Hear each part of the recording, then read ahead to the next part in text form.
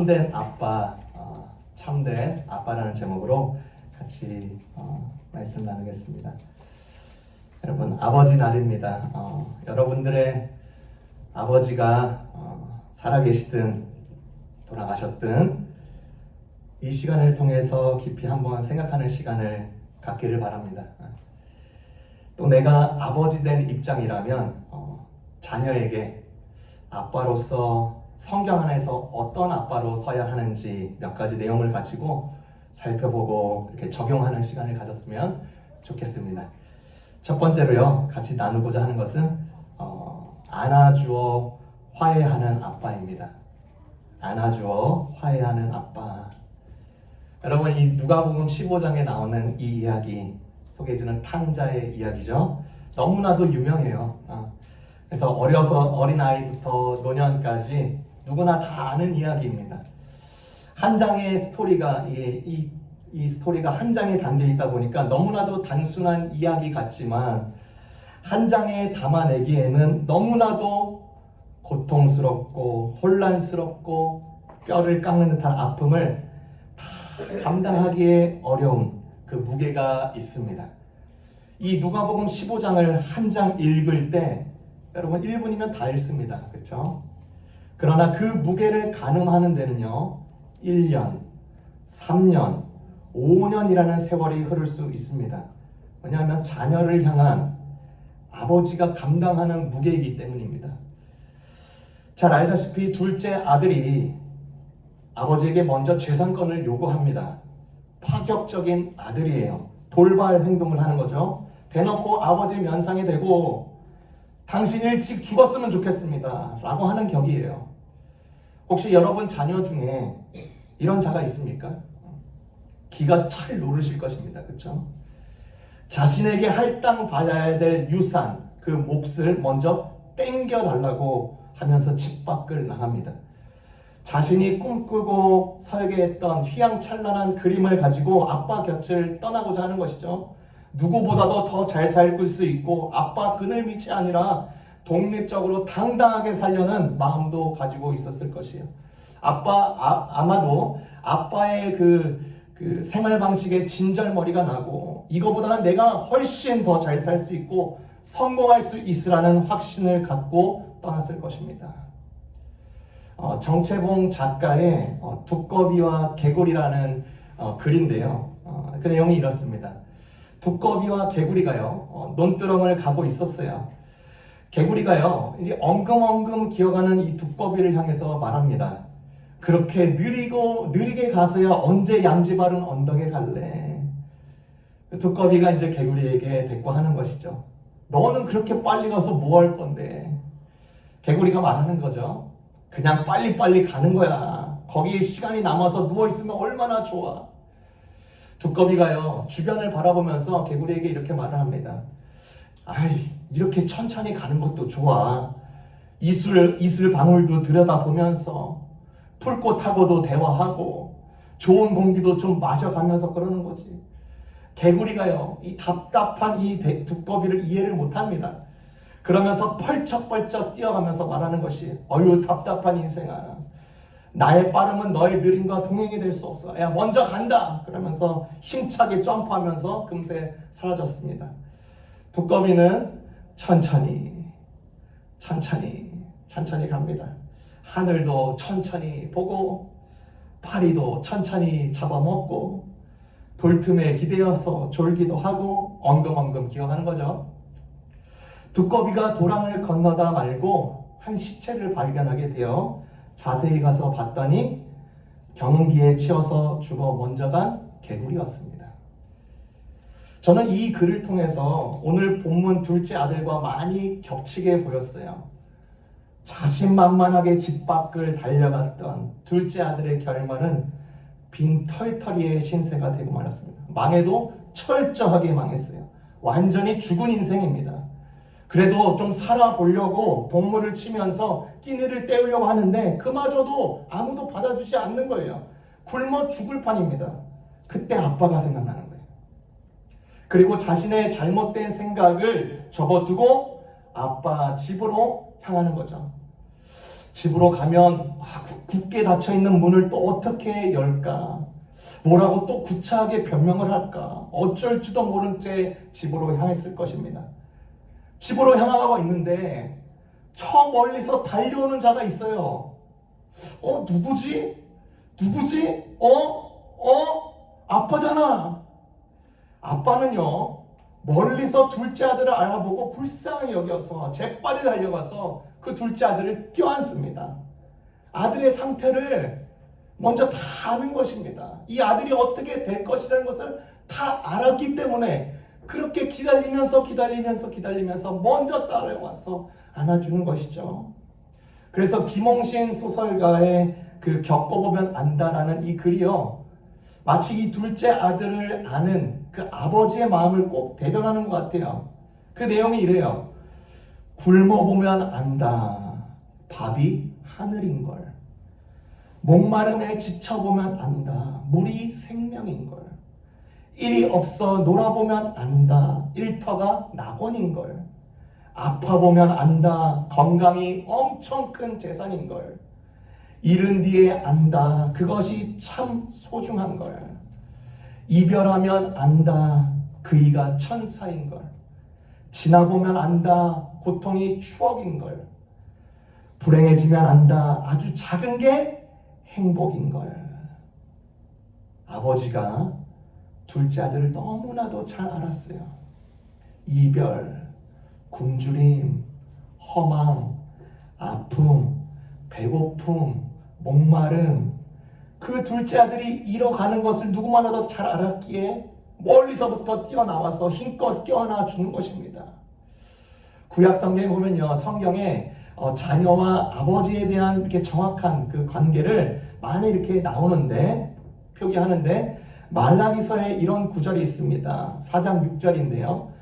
이렇습니다. 그가 아버지의 마음을 자녀에게 돌이키게 하고 자녀의 마음을 아버지에게로 돌이키게 하리라. 얼마나 복된 말씀인지 모릅니다. 어떠한 아빠가 자녀와 헤어지기를 원하겠습니까? 육체적 뿐만 아니라 정신적으로도 실제로 그러한 일들이 지금도 수없이 일어나고 있습니다. 여러분, 성경에 따르면요, 아버지와 자녀가 화해하지 않으면 땅이 멸망한다고 했습니다. 그래서 자녀의 성격이나 태도, 아버지의 태도나 심정에 상관에 관계없이 서로가 불쌍히 여겨서 동정심을 가지고 서로에게 달려가야 합니다. 여러분, 아버지의 날입니다. 아버지와 헤어진 자녀가 있다면, 육체적으로나 정신적으로 헤어진 자녀가 있다면 아버지에게 달려가 보세요. 아버지도요, 그 자녀에게 달려가고 있습니다. 이것이 안아주어서 화해하고자 하는 아빠의 모습, 성경적인 모습입니다. 두 번째입니다. 징계하는 아빠입니다. 징계하는 아빠. 둘째 아들이 이제 집에 돌아왔습니다. 아빠는 종들에게 시키죠. 몸을 깨끗이 씻기고 많은 음식들을 준비케 해서 잔치를 벌이게 했어요. 첫째 아들은 들에 나가서 일하고 있는데 돌아오는 길에 큰 잔치 소리에 놀랍니다.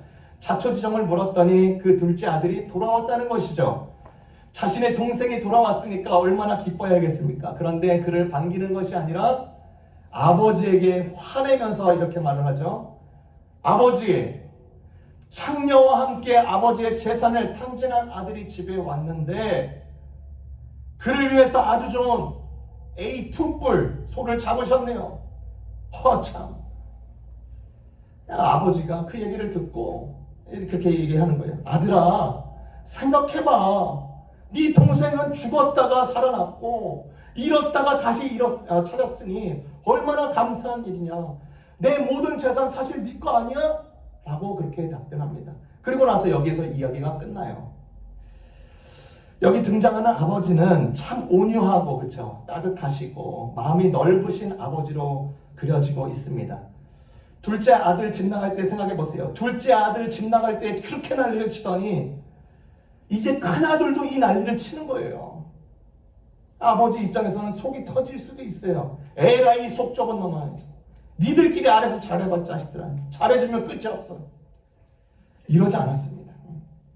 정확한 사실을 가지고 깨우쳐 주는 거죠. 따뜻하게 징계해 주는 것입니다. 잘못된 심정을 가르쳐 주는 거예요. 여러분, 성경은 왜 아버지들에게, 아빠들에게 자녀들을 징계하라고 할까요? 자녀들이 잘못된 길, 실수하는 길을 너무나도 쉽게, 너무나도 자주 가기 때문입니다. 그리고 이미 아버지 또한 그런 길을 경험했던 경험이 있기 때문에 자녀들은 절대로 잘못된 선택을 물려주기 싫기 때문에 더욱더 징계해야 되는 것입니다. 혹 아버지들이 잘못된 선택을 경험하지 않았더라도 징계를 통해서 막다른 길을 알려주는 거예요. 막다른 길은 경험해서 아는 것도 있지만 경험하지 않고도 얼마든지 알 수 있어. 그러니까 그런 식으로 따뜻하게 징계하는 것입니다. 여러분, 아버지들이요, 사실 겪었던 착각이랑 오해들이 많습니다. 그렇죠? 자녀들에게 이것을 물려주길 원하는 아버지가 어디 있겠습니까? 막다른 길을 경험하는 것이 아니니까 미리 알려주는 것입니다. 징계하는 것입니다. 아까 정채봉 작가님의 그 글을 또 다른 글을 이렇게 좀 소개하자면 암탉이 있었어요. 암탉. 예. 그런데 이 어느 날 이 암탉은 건너편에 오동나무 이렇게 앉아서 척 내려와 앉은 너무나도 멋진 황새를 딱 보게 된 거예요. 암탉이 아주 너무나도 멋진 황새를 본 거죠.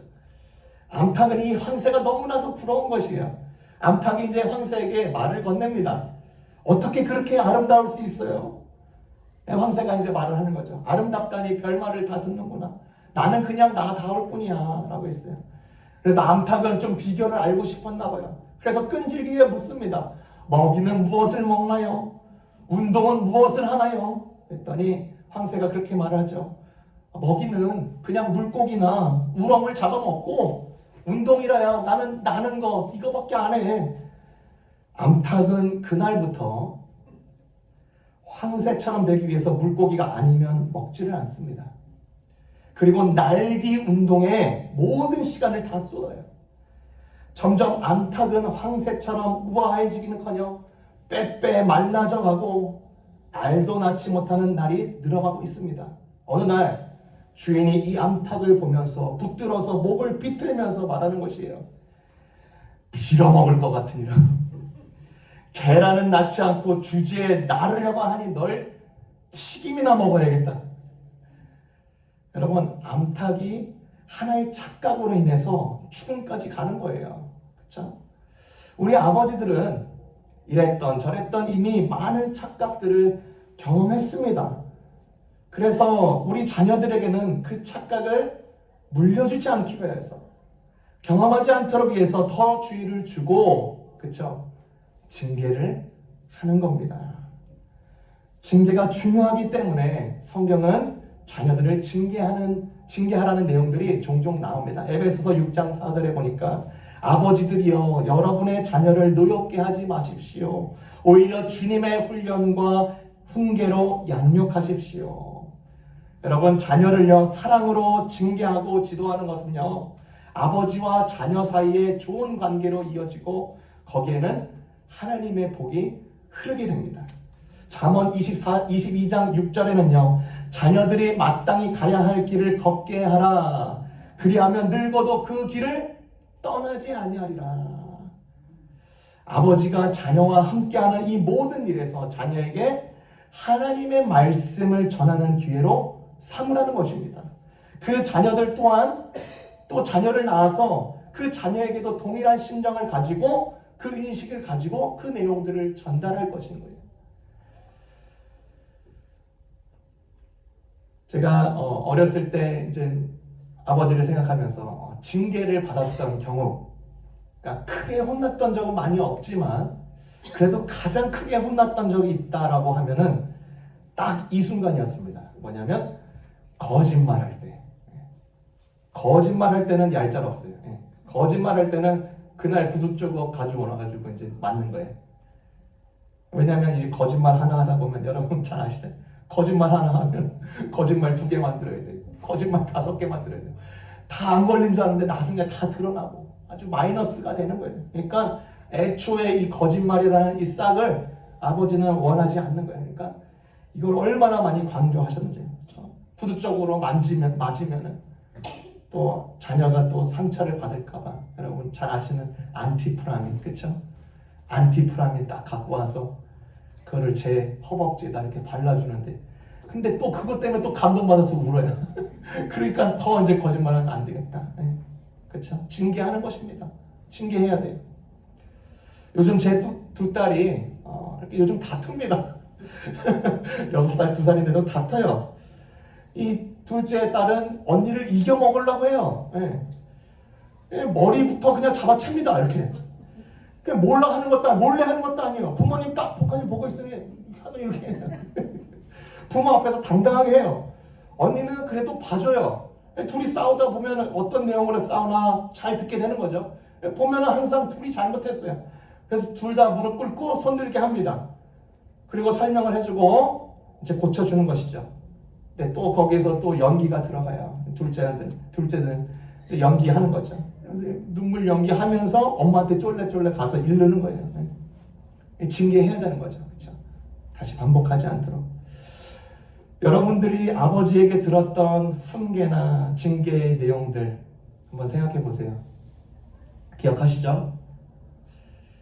그게 여러분을 넘어지게 했습니까? 아니면 다시 일어나게 했습니까? 그렇죠? 뻔합니다. 자녀들이 마땅히 가야 할 길을 걷게 하라. 그리하면 늙어서도 그 길을 떠나지 아니하리라. 사랑을 담아서 주님의 훈련과 훈계로 자녀들을 징계하십시오. 마지막입니다. 세 번째입니다.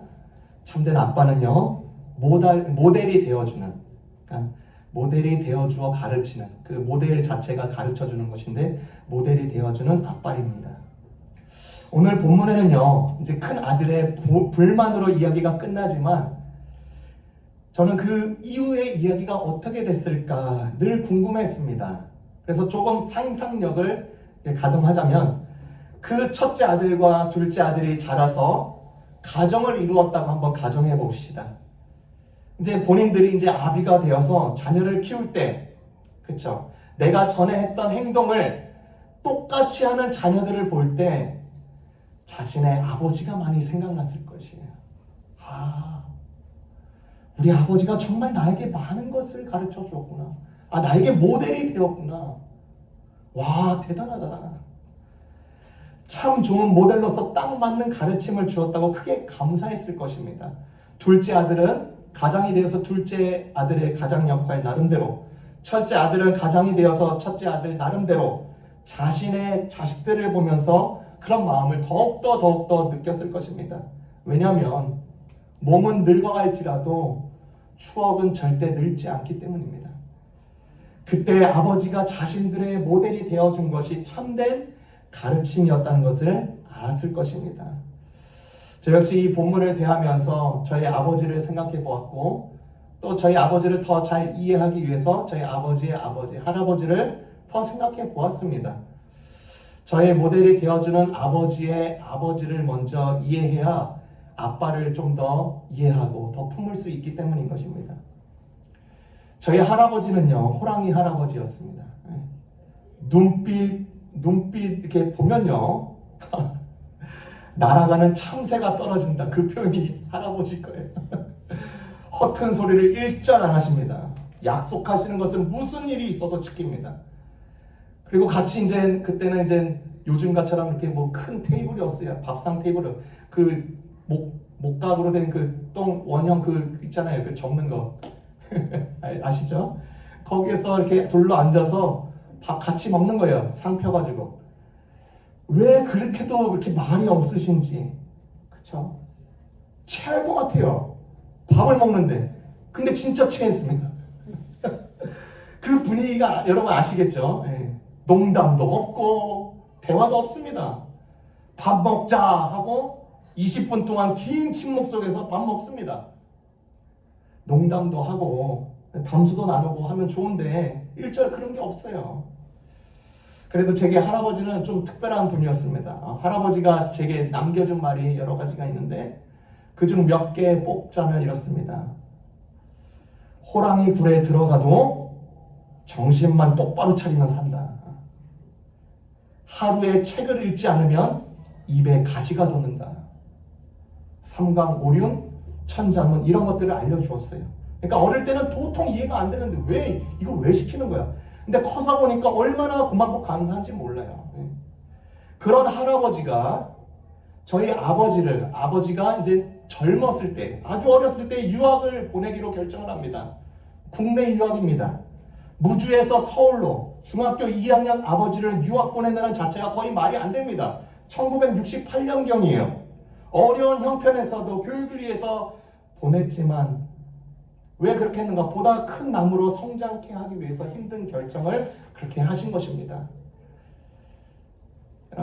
여러분 콩신의 집안 교육이라는 게 있어요. 콩신의 집안 교육을 어떻게 하나 봤더니 이래요. 광야로 내보낸 자식은 콩나무가 되었고 온실로 들여보낸 자식은 콩나물이 되었네. 딱 와닿는 글귀죠, 그렇죠? 할아버지가 아버지에게 그렇게 대한 것입니다. 광야로 던져진 아버지, 자신의 상상 밖의 사람이 되었습니다. 제 아버지는 정치인이 되려고 했어요. 근데 목회자가 되었습니다. 그때의 경험 때문인지 몰라도 자녀인 저에게도 유학을 바랬던 것 같습니다. 참 이상해요. 아버지가 푸시하진 않았는데 제가 먼저 그런 마음이 생기더라고요. 아마도 할아버지가 아버지에게 모델이 되셨듯이 아버지도 저에게 모델이 되어서 그런 결과를 가져왔는지 모릅니다. 그리고 아버지가 중학교 어린 2학년 때 타지에서 생활하면서 얼마나 아버지가 그리웠겠습니까? 물론 호랑이 할아버지였기 때문에 아싸 잘됐다, 야 이제 쌀밥 난다 그럴 수도 있습니다. 근데 새로운 광야에서 자라면서 아버지는 할아버지의 좋은 점은 수용하면서 또 본인은 아버지와 같지 못했던 이 아쉬움을 남기지 않기 위해서 자기 자녀들에게는 좋은 아버지의 모델로서 친구처럼 동역자처럼 그 역할로 이렇게 세워지게 되는 것입니다. 모델이 되어 주어서 가르쳐 주는 것입니다. 여러분 이민 생활하면서요, 이미 오래전부터 이민 생활하신 분들 여기 많습니다. 자녀들을 생각할 때 자녀들과의 갭이 커질 수밖에 없는 요인들이 많이 있습니다. 가장 큰 두 가지가 언어와 문화입니다. 그래서 더 이해 서로 못한다고 핀잔을 주고 등 돌리고 피해버리는 경우가 많습니다. 그런데 사실요, 우리 자녀들은요 다 듣습니다. 어떤 아버지로 사는지 다 봅니다. 대화가 힘들더라도 진심으로 대화의 장을 열면요, 아이들에게 그것이 전달이 되고 그 그릇에 담겨집니다. 한 문장이어도, 한 단어여도, 내가 하는 작은 한 행동이어도 그렇습니다. 모델로 남아요. 모든 아버지는 그래서 나이 차이가 있더라도 자녀에게 롤 모델이 되어야 됩니다. 아버지가 부패하면요, 자녀가 부패하고요. 아버지가 의롭게 살려고 하면 자녀도 의롭게 될 가능성이 정말로 높습니다. 아버지 날 생각해볼 때 최고의 선물이 무엇일까? 아버지인 자신이 조금 부족하고 참된 자로서, 부족하더라도 참된 자로서 살아서 자녀가 그것을 본을 받아서 복으로 흘러가고 흠없는 삶을 살아가는 것이 참된 복 아니겠습니까? 그래서 잠언 20장 7절에는요 그렇게 말을 해요. 의로운 사람은 흠없이 생활합니다. 그들의 후손은 복이 있도다. 잠언 14장 26절에는 성실하게 행하는 의인은 그의 후손에게 복이 있도다.